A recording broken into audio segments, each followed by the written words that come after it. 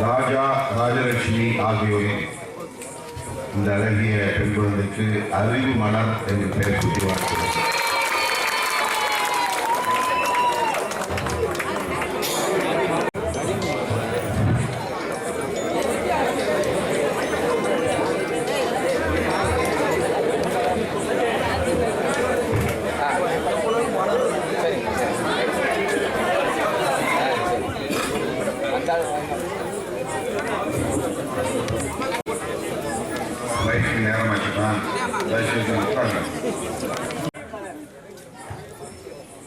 முன்னிலை வகித்து நிகழ்வை சிறப்பித்துக் கொண்டிருக்கிற மாவட்ட செயலாளர்கள் அரச முத்துப்பாண்டியன் அவர்களே, ஊர்சேரி சிந்தனை வளர் அவர்களே, பா ரவிக்குமார் அவர்களே, சுடர்மொழி அவர்களே, அனைவரையும் வரவேற்று சிறப்பித்திருக்கிற பொறுப்பாளர்கள் பனையூர் சேகர், எஸ்பி பாலா, முத்துக்குமார் ஆகிய தோழர்களே, நிகழ்வை நெறிப்படுத்திக் கொண்டிருக்கிற முன்னணி தோழர்கள் தங்கப்பாண்டியன், இளந்தென்றல் ஆகிய தம்பிகளை,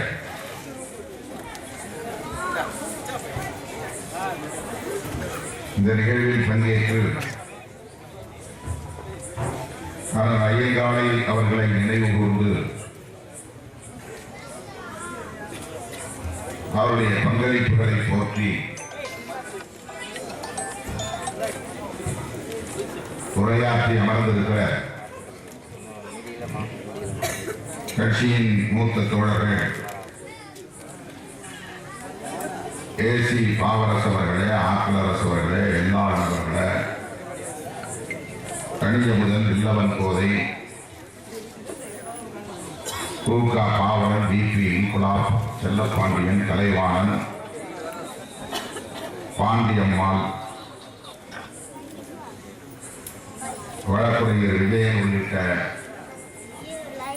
முன்னணி பொறுப்பாளர்கள்,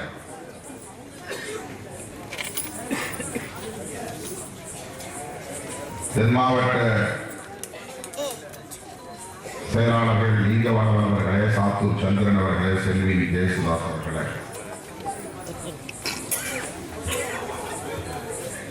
மற்றும் இந்த நிகழ்வை ஒருங்கிணைத்திருக்கிற முன்னணி பொறுப்பாளர்கள் முருகேசன், சுமதி, நன்மதி, வெள்ளிமுத்து, மாணிக்கம், கண்ணன், ஜெயபாண்டி, ஆறுமுகம், கணேசன், ராஜா, ஸ்ரீ ராஜாத்தி, பிரபாகரன், காளீஸ்வரி ஆகிய தோழர்களே, கல்வி பொருளாதார விழிப்புணர்வு இயக்கத்தின் மாநில துணை செயலாளர்களே, மதுரை மாவட்ட பொறுப்பாளர்களே, தொகுதி நிர்வாகிகளே, ஒன்றிய நிர்வாகிகளே, துணைநிலை அமைப்புகளின் மாவட்ட அமைப்பாளர்களே, துணை அமைப்பாளர்களே, பகுதி வட்ட நிர்வாகிகளே, நன்றியுரை ஆகவிருக்கிற ஒன்றிய பொருளாளர் திருப்பரங்குன்றம் சுந்தரராஜ் அவர்களே, திருக்குறள் கிருஷ்ணன் அவர்களே, மற்றவண்ணன் ஐயங்காலை அவர்களின் குடும்பத்தை சார்ந்த அவருடைய மனைவி, பிள்ளைகள் உள்ளிட்ட உற்றார் உறவினர்களே, இந்த பகுதி வாழ் பெரியோர்களே, தாய்மார்களே, திரளாக கூடியிருக்கிற என் உயிரின் உயிரான விடுதலை குறிப்பிட்ட உங்கள் அனைவருக்கும் என்னுடைய பணிவான வணக்கத்தை தெரிவித்துக் கொள்கிறேன். மறைந்த அண்ணன்கள் ஐயங்காலை அவர்களுக்கு விடுதலை சிறுத்தைகளின் சார்பில் எமது செம்மாந்த வீர வணக்கத்தை செலுத்துகிறோம். கடந்த ஆகஸ்ட் மாதம் 31ஆம் தேதி அவர் காலமானார். உடனடியாக அவருக்கு இந்த நினைவேந்த நிகழ்வை ஒருங்கிணைக்க இயலவில்லை. கடந்த ஓரிரு வாரங்களுக்கு முன்பு நாம் தேதி குறித்திருந்தோம். ஆனால் தவிர்க்க முடியாத நிலையில் புயல் மழை காரணமாக பாதிக்கப்பட்ட சிதம்பரம் தொகுதி மக்களை சந்திக்க செல்ல நேர்ந்துவிட்டது. ஆகவே தள்ளி வைத்து இன்றைக்கு இதை நாம் நடத்தி கொண்டிருக்கிறோம். அதுவும் 6 மணிக்கு இந்த நிகழ்ச்சியை நடத்துவதாக நாம் திட்டமிட்டிருந்தோம். வழக்கம் போல திட்டமிடாத பல நிகழ்ச்சிகள் வழியிலே ஆங்காங்கே தோழர்கள் ஏற்பாடு செய்த நிகழ்ச்சிகளை எல்லாம் முடித்துக் கொண்டு இங்கே வருவதற்கு இவ்வளவு காலத்தால் நேர்ந்துவிட்டது. 9 மணி விமானத்தை பிடிக்க முடியவில்லை. அடுத்து 10 மணி விமானத்தை பிடிக்க வேண்டும். யாரும் பேச வேண்டாம், நீங்கள் பேசினால் போதும் என்று சொன்னார்கள். இருந்தாலும் கூட ஆளுக்கு ஒரு 2 நிமிடங்கள் அண்ணன் அவர்களை நினைவு கூர்ந்து பேசுங்கள் என்று நான் கேட்டுக்கொண்டேன். மேலும் பலர் பேச இயலவில்லை. அண்ணன் ஐயங்காளை அவர்கள் ஒடுக்கப்பட்ட மக்களுக்காக கடந்த காலங்களில் எவ்வாறெல்லாம் பணியாற்றி இருக்கிறார் என்பதை நேரத்தின் அருமை கருதி சுருக்கமாக தோழர்கள் எடுத்துரைத்தார்கள்.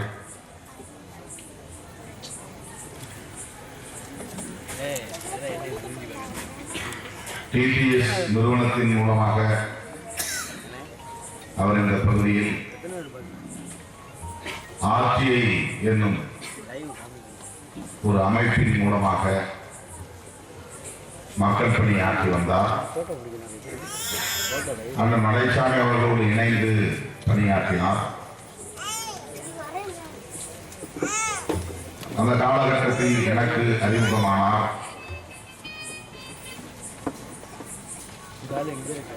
சந்தித்த நாளில் இருந்து என் மீது அவர் மிகுந்த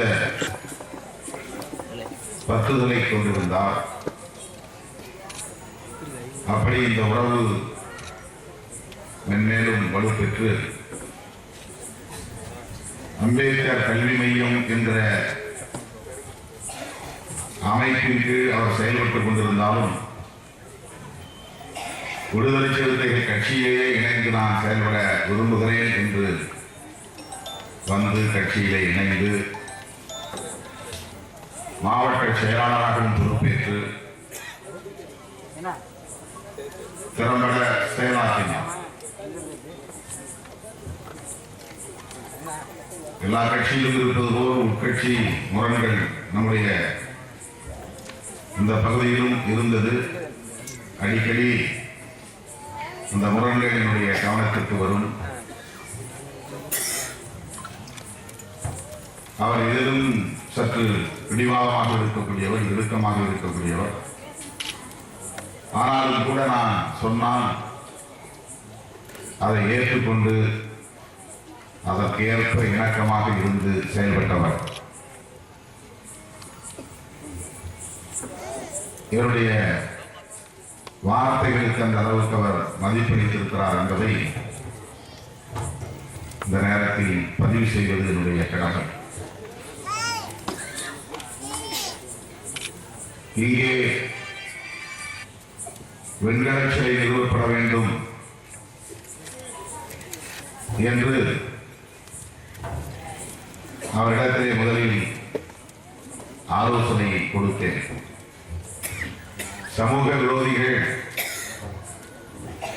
சின்ன உடம்பிலே தியாகி இமானுவேல் சேகரன் சிலையின் தலையையும் பெருங்குடியில் புரட்சியாளர் அம்பேத்கருடைய சிலையில் இருந்து தலையையும் சேதப்படுத்தி விட்டார்கள். தலைகள் இல்லாத சிலைகளாக இருந்தன. உடனடியாக இமானுவேல் சேகரன் சிலை மாற்றி புதிதாக ஒரு சிலை நிறுவப்பட்டு விட்டது. ஆனால் பெருங்குடியிலே அது நிறுவப்படாமல் நீண்ட காலம் கிடப்பிலே போடப்பட்டிருந்த சூழல். அப்போது அவர் மாவட்ட செயலாளர் என்ற நிலையிலே வெண்கல சிலை தான் வைக்க வேண்டும், இதை பிரமாண்டமான முறையிலே வைக்க வேண்டும், இன்குலாப் உள்ளிட்ட முன்னணி தோழர்களோடு இணைந்து அந்த ஏற்பாடுகளை செய்ய வேண்டும் என்று நான் கேட்டுக்கொண்டேன். மேடையில் இருக்கிற அத்தனை பேருடைய பெயர்களையும் சொல்ல வேண்டும். எல்லோரும் சேர்ந்து செயல்படுவதற்கான முயற்சி மேற்கொள்ளப்பட்டு நிர்வாகிகளுக்கு இடையே அடிக்கடி முரண்பாடுகள் இருந்தாலும் கூட நான் விடுத்த வேண்டுகோளை ஏற்று அதற்கெல்லாம் இணக்கமாக இருந்து ஒரு பிரமாண்டமான சிலையை நிறுவி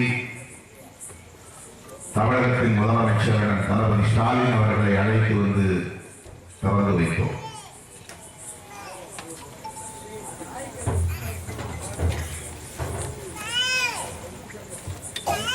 எந்த ஒரு செயலையும் திறம்பட செய்ய வேண்டும் என்ற துடிப்பு அவரிடத்திலே உண்டு.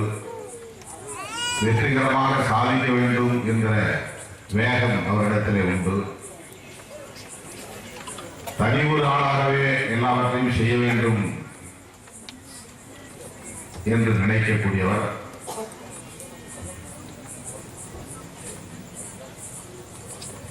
நிர்வாகிகளை அரவணைத்துக் கொண்டு செயல்படுங்கள் என்று அவ்வப்போது நான் கேட்டுக்கொள்வேன். அதையும் அவர் கேட்டுக்கொள்வார். அப்படி ஒரு வழியாக இந்த திருவுருவச் சிலை மிகச் சிறப்பான முறையிலே நிறுவப்பட்டு இன்றைக்கு கம்பீரமாக நின்று கொண்டிருக்கிறது. இந்த மாவட்டத்தை சார்ந்த அமைச்சர் மூர்த்தி அவர்களும் இந்த விழாவிலே பங்கேற்றார் என்பது கூடுதல் சிறப்பு. மேலும் ஒரு சில அமைச்சர்களும் அந்த நிகழ்வுகளை பங்கேற்றார்கள்.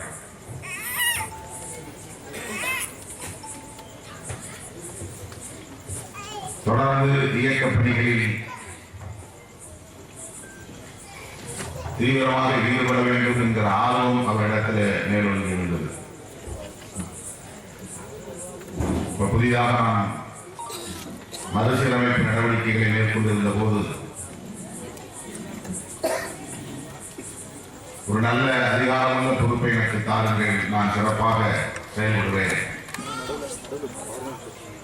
என்று தனியே விருப்ப மனுவை என்னிடத்திலே அவர் வழங்கியிருந்தார். நல்ல கட்டுமஸ்தான தேகம்,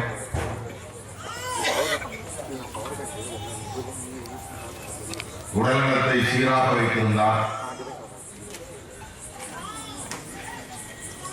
சற்றும் நாம் எதிர்பார்க்கவில்லை. இன்னும் ஒரு சில 10 ஆண்டுகள் நலமோடு வாழக்கூடிய அளவுக்கு அவர் ஆரோக்கியமாகத்தான் இருந்தார். ஆனால் நம்ப முடியாத அளவுக்கு அந்த அதிர்ச்சியான தகவல் வந்து சேர்ந்தது. உள்ளபடியே நான் பதறி போனேன், பதைத்து போனேன்.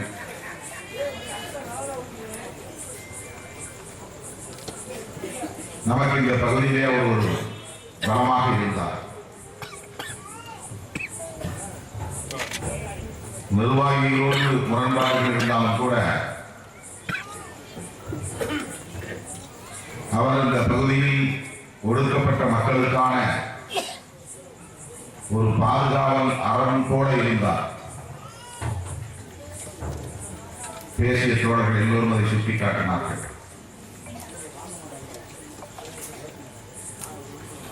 அடுத்து பாண்டியன் கோட்டல் அருகே இருக்கிற சிலையை, அது சிமெண்ட் சிலை, அதை வெண்கல சிலையாக மாற்ற வேண்டும் என்று நான் என்னுடைய விருப்பத்தை அவரிடத்தில் தெரிவித்திருந்தேன். உடனே அந்த குழுவிலே, சிலை அமைப்பு குழுவிலே நானும் ஒருவன் என்கிற முறையில் அதற்கான அனுமதியை பெற்று அந்த ஏற்பாடுகளை செய்கிறேன் என்று இடத்தில் உறுதியளித்திருந்தார். அதன்படி மாவட்ட ஆட்சியரை அணுகி எழுத்துப்பூர்வமாக அந்த அனுமதியை பெற்றுவிட்டார். அவர் இன்றைக்கு நம்மோடு இருந்திருந்தால் அந்த சிலையை மாற்றி வெண்கல சிலை வைப்பதற்கான வேலைகளில் ஈடுபட்டிருப்பார். நம்முடைய இயக்கத்தின் முன்னோடிகளும் அதை மாற்றி புதிய சிலையை நிறுவ வேண்டும் என்ற ஆர்வத்தோடு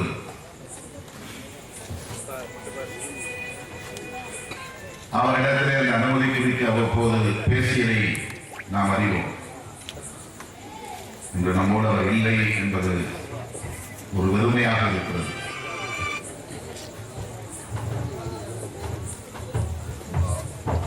அவர் விட்டு சென்ற பணிகளை செய்வதற்கு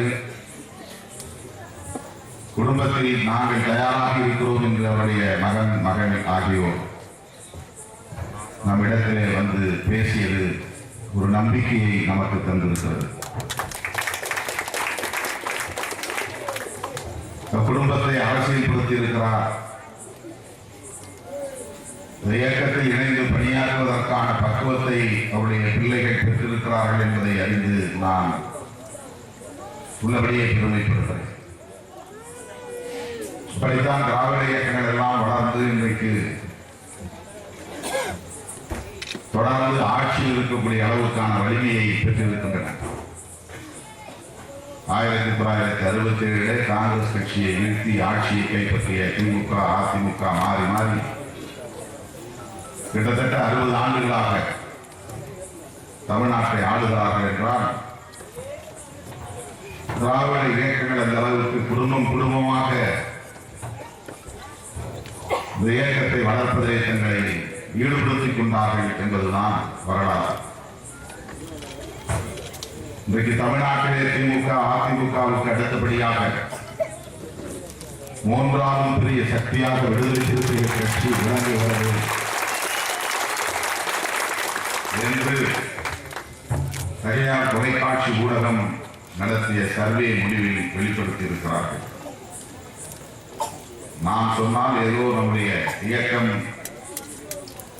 பெருமையாக சொல்லுகிறோம் என்று கருதக்கூடும். ஆனால் அவர்கள் நடத்திய பொதுமக்களிடையே நடத்திய ஒரு சர்வே முடிவு விடுதலை சிறுத்தைகள் கட்சி தமிழகத்தில் தவிர்க்க முடியாத ஒரு அரசியல் சக்தியாக வலுப்பெற்றிருக்கிறது என்பதை அந்த முடிவு வெளிப்படுத்தி இருக்கிறது. எனது அருமை தோழர்களே, அப்படிப்பட்ட இந்த இயக்கம் இன்னும் அனைத்து தரப்பு மக்களின் அனுமதிப்பை பெற வேண்டும். அந்த அளவுக்கு நாம் இன்னும் தீவிரமாக இறங்கி களப்பணியாற்ற வேண்டும். ஆனால் ஐயங்காலில் அவர்கள் நம்மிடையே இல்லை என்ற நிலையில் அவருடைய பணிகள் விட்டுச் சென்ற பணிகளை நாம் தொடர்ந்து முன்னெடுக்க வேண்டும். தமிழகத்தில் தவிர்க்க முடியாத ஒரு அரசியல் சக்தியாக விடுதலை சிறுத்தைகளை மேலும் வலுப்படுத்த வேண்டும் என்பதை இந்த நேரத்தில் நான் எடுத்துரைத்து அண்ணன் ஐயங்காலை அவர்கள் ஆற்றிய பணிகள் அனைத்தையும் போற்றி அவருடைய பங்களிப்பை நினைவு கூர்ந்து அவருக்கு மீண்டும் ஒருமுறை எமது செம்மாந்த வீர வணக்கத்தை செலுத்தி முடிக்கிறேன். நன்றி, வணக்கம்.